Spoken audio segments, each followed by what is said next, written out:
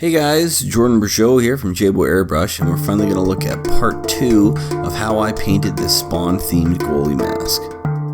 Click here if you haven't seen part 1 and you can watch that, but either way, let's do a quick recap of what we did in the first video.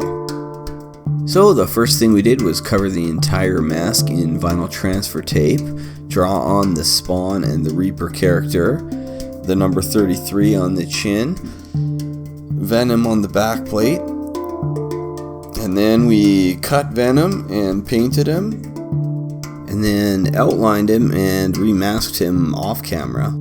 And now we do the same thing for Spawn, paint him section by section, outline him and remask him. And the story goes the same for the Reaper on the other side. Paint him section by section, outline him, pop some highlights, and that's as far as we got. Alright little kids, hope you got your paper and pencil ready, because it's time for part 2. Okay, so continuing on with the color steps from the Reaper's outfit, I unmasked the 3 that's connected to his robe and base it with our mid-tone green. I then build up and shape the cape with the lighter color step, and then I used a darker color to shade it, and I even go one step further than that. Then I remask it, and I unmask the background behind it. I also remask the Reaper's robe, and go on to remask the rest of the Reaper character himself.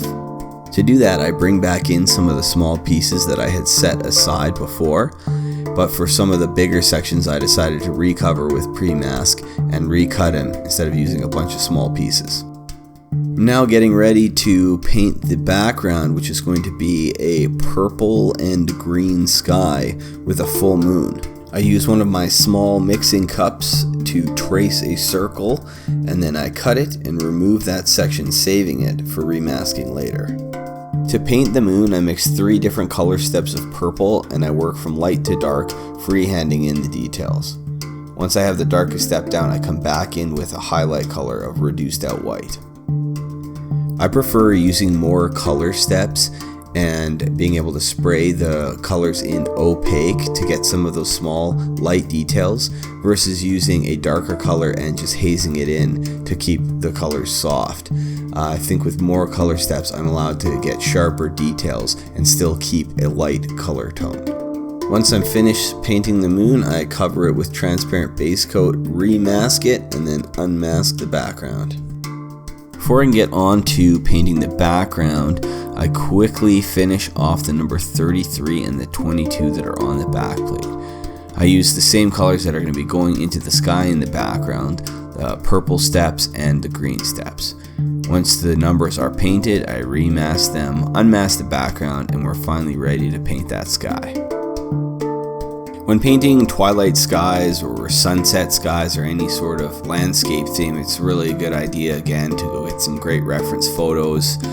For this, having to paint a green and purple sky, I don't have exact references for that for color, but I can at least still pull shapes and images of clouds, as well as I do pull a little bit of more natural sunset type colors into this image as well. For the horizon colors, I work the dark purple to an almost all the way black, and then for the sky behind it, I start from some sunset colors and I work green to a very dark green. I like to keep that horizon line soft so it's all free-handed. Anything that's way far in the background, you're not going to have a sharp line which would resemble something like something being taped off. It's going to be soft, like an airbrushed, free-handed line. To lay out the shape and position of the clouds, I freehand in with my medium purple color step. If I'm starting to build up too much overspray, I'll give it a quick little wipe down with Final Wipe. From here, I go to my next darker color step and I keep working to dark, and then I bring highlights back in. I'm also just now using the back plate as a test section so I can see what a completed piece looks like and see how I like it. Now that I've completed the back plate and I'm happy with how it looks, I can go on and replicate those very same steps on the rest of the goalie mask. Before doing that, however, I add in some small stringy cloud details on the edges. Also bring back in some of the green that I feel was hit with a little bit too much overspray.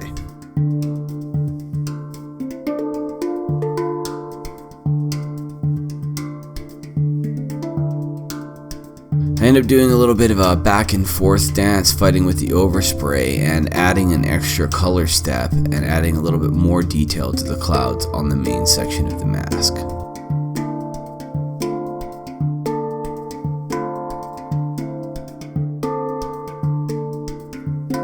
To keep everything consistent and as well as enjoying the way this is looking, I continue it for the rest of the mask.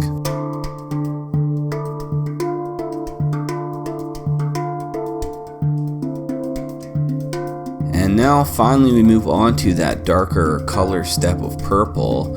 I also unmask the moon now so I can bring some of the dark shadow parts of the cloud in front of the moon.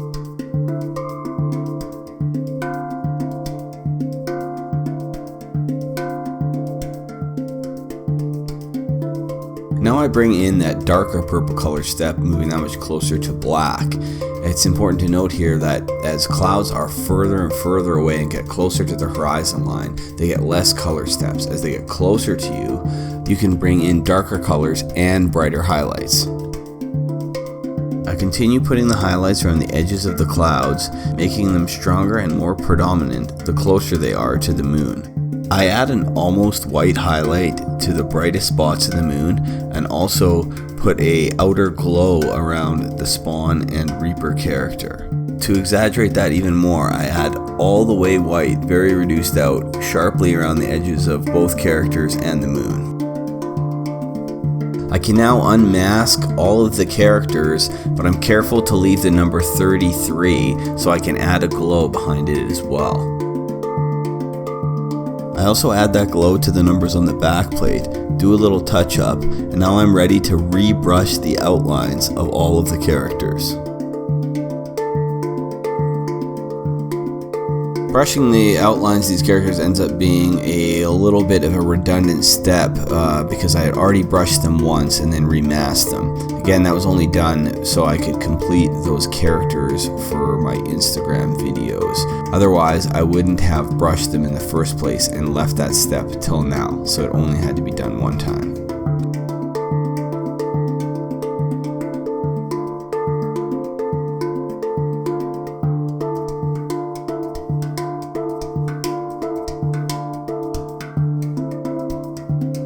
I'm wanting to brush all of the outlines around the Reaper's robe and Spawn's cape all the way up till the number 33, so that when I put the glow on, the outline has already been done. If I forget this step, I will either have no outline on the cape and robe behind the number 33, or I'll have to brush through the outer glow.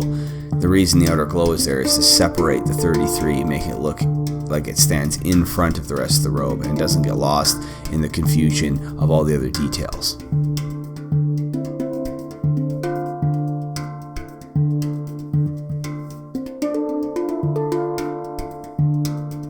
Before moving on to that, however, I switch over to the back plate and start adding smoke.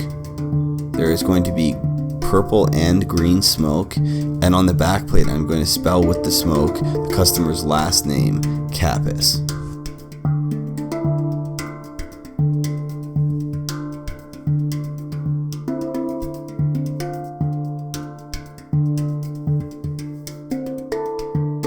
I approach smoke basically the same way that I would do true flames, with just less color steps.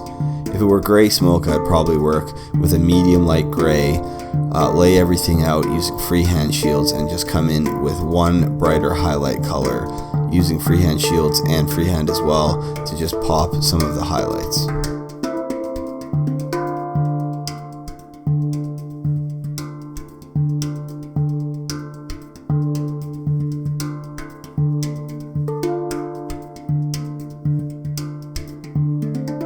This smoke is colored, however, but as you can see, the steps are exactly the same. I come in with one brighter highlight color. Also note that I do not buy pre-made freehand shields. I just cut them myself out of stencil paper or cardboard paper or whatever I have available. I do a bit of a candy spray down on some of the smoke if I think it's too bright before moving on to the mask. I don't actually use a candy here, I just use transparent base coat and I add a little bit of a color. So it's a very washed out color, sort of emulating what a candy would do. It appears I missed a little bit of film there, but I've continued doing the smoke and I've also hidden the name Dom, one of his sons, in the green smoke. Also, way earlier I painted the green smoke in Spawn's eyes, but then later didn't like it because the green smoke was different than the green that I'm using in the entire rest of the mask. So I went back and changed it so it would match everything.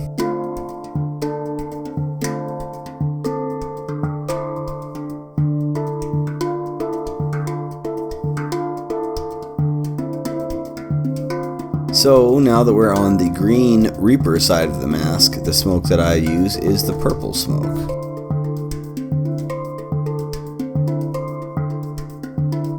There's also another hidden name in the smoke, Chris, spelled K-R-Y-S.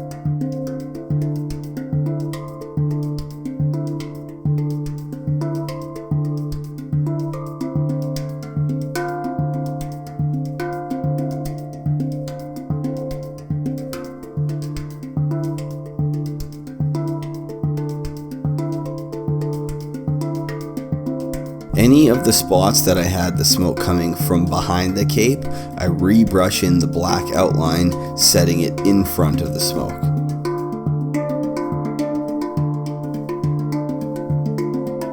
And now I can finally spray in the outer glow on the 33, again bringing that number more predominantly in front of all the rest of the kind of craziness that's happening on this chin.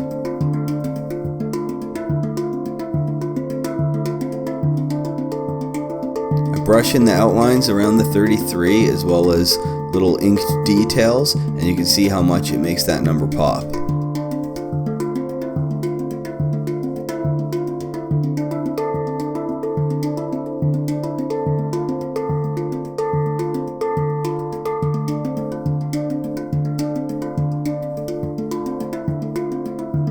The final step, as always before clear coat, the very satisfactory step of knowing I'm done and putting on that insignia.